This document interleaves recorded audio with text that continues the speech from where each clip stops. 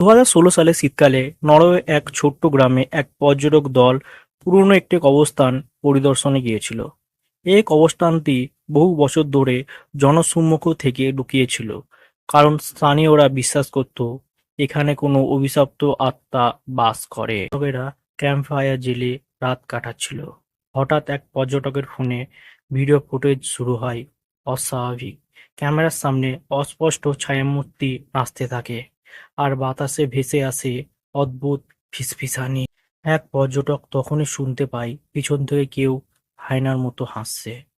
তার চেহারা দেখতে পায়নি, শুধু একটি লাল ঝলমল চোখ। সবাই ভয় পেয়ে যায়, পালানোর চেষ্টা করলেও রাস্তা যেন হারিয়ে গেছে। পর্যটকেরা ভিডিও ফুটেজ দেখতে পায় কবর থেকে একটা অদ্ভুত হাত উঠে আসছে, আরো কয়েকটি ভয়ঙ্কর ছায়া তাদের ঘিরে ধরে।